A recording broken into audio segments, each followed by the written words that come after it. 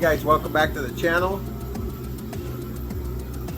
Boy, this Forester build is taking a whole new turn. I got a lot of information to share with you guys and I want to get you caught up.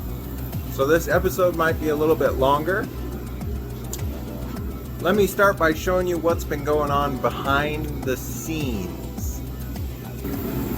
So one of the main things I did here is I bought this piano black grill assembly. It's a really cool assembly aside for one small thing.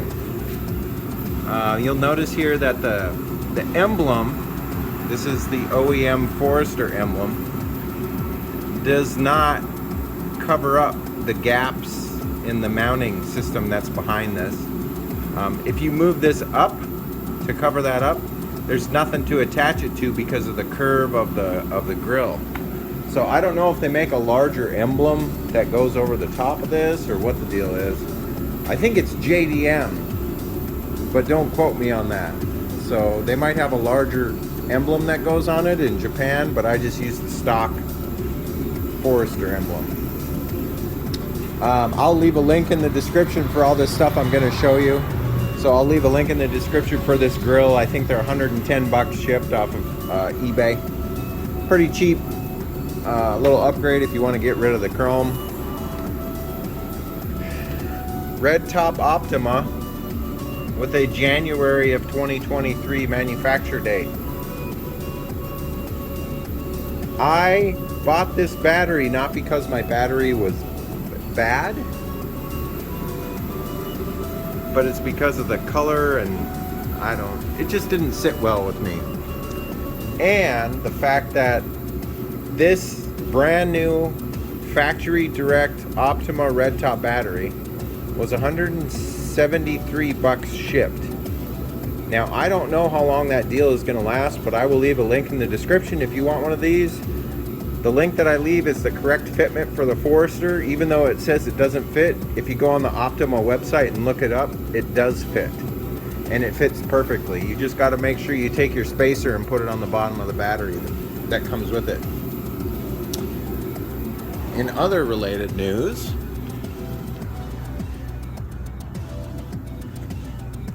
I installed a 7-pin trailer connector so I could run a trailer brake if and when I ever decide that I need to pull this utility trailer around. So with that, I ended up running a 4-wire trailer cable all the way along the side panel here. Underneath this there's an actual chase that goes all the way to the trunk, and then I came up here onto the top of the steering column and I just velcroed the trailer brake controller on there, and it's a proportional controller and it's totally reversible. And I grabbed power for it. This is probably going to be really hard to see. See the little add fuse here? That goes to the 20 amp accessory that's in the trunk. So the accessory outlet that's in the trunk, it works out perfect.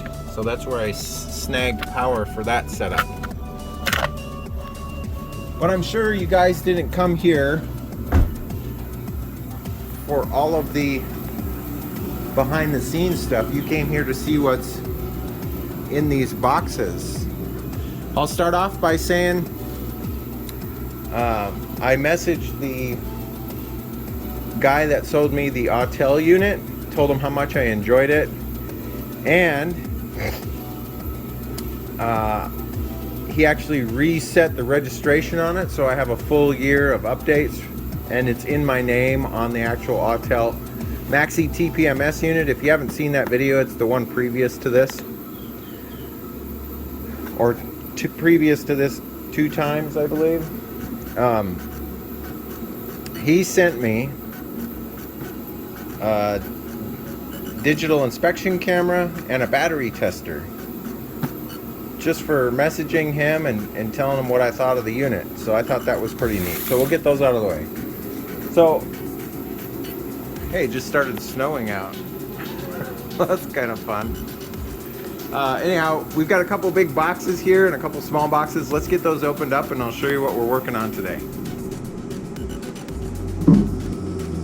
I suppose we'll open the big box first because you guys probably want to know what that's about.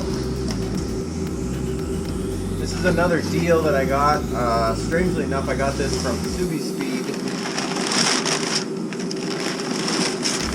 I was gonna order it locally, but they were upcharging everything. So I was just like, I saved myself 50 bucks by having it shipped to my door and I didn't have to go and drive to pick it up.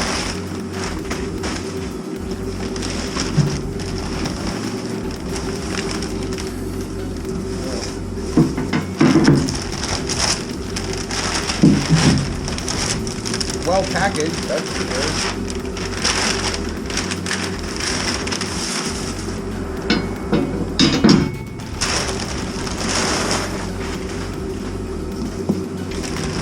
Have you figured out what it is yet?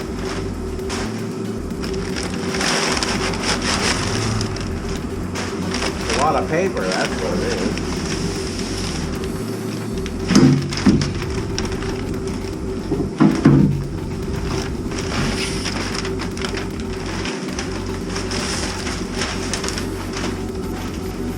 I think this will give it away if you see it.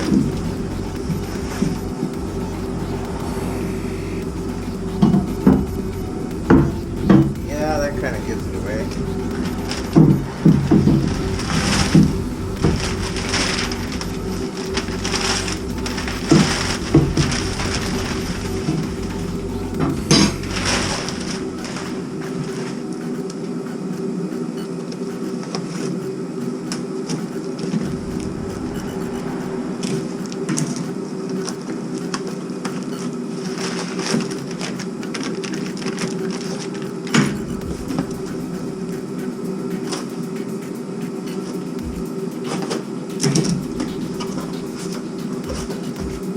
Okay, if you haven't figured it out yet,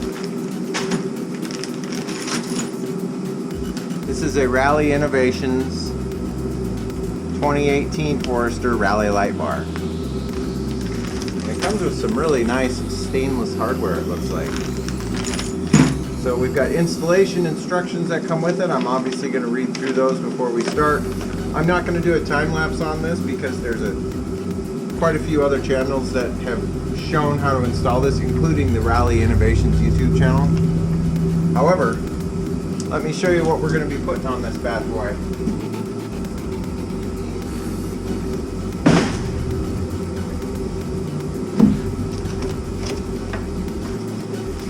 So aux beam, whose lights I've used in the past. You may remember the light bars that I put on Able, same company.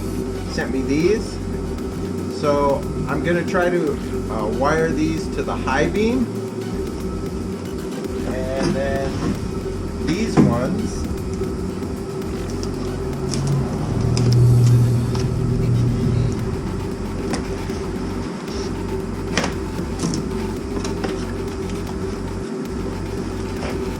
I'm going to try to wire these to the fog lights.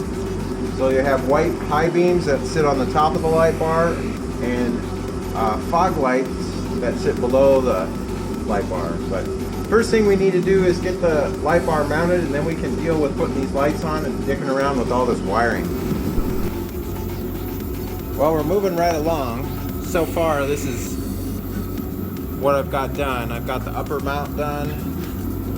Everything is loosely bolted up top here because this is where the lights go, so I'm gonna have to swap that out. Under here, it's just a fun time trying to get this stuff installed.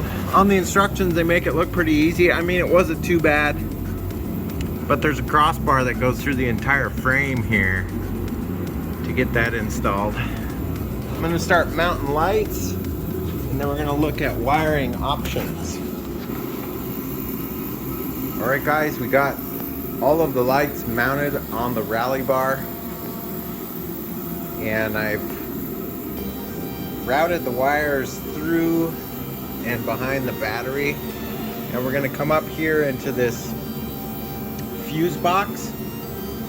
And we've got a high beam, I'm sorry, low beam and high beam fuse here that I'm going to attach it to. In the future, I think Auxbeam is going to send me a RGB panel, a push button panel that I can connect out here and then reconnect these to that. But for right now, I'm just going to connect them to the high beam and the low beam, which should suffice. And I'm going to be using some Adafuse thingamajiggers, and these don't draw very much amperage, you know, because they're LED. They might draw 5 amps or something like that. Anyhow, I'm going to get the rest of this wired up and then I'll show you what they look like. Alright guys, here you go. Final product here. These black plastic spacers that go in here, I wasn't able to use them because they just crush down when you're trying to tighten them up. So I put some aluminum spacers in there with some grade 8 hardware, and that seemed to be the trick. So I'll show you. I've got them wired to the low beam and the high beam. So we'll turn low beam on. There's the low beam. And then if we turn the high beams on,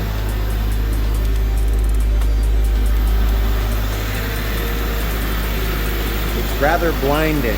Hard to see on the camera because the camera adjusts to it, but yeah, you get the idea. This is a really nice kit. You know, I was going to fabricate something, but it was so inexpensive, I just decided why waste my time doing that when I can buy something that's pre-made and powder coated. So that worked out pretty good.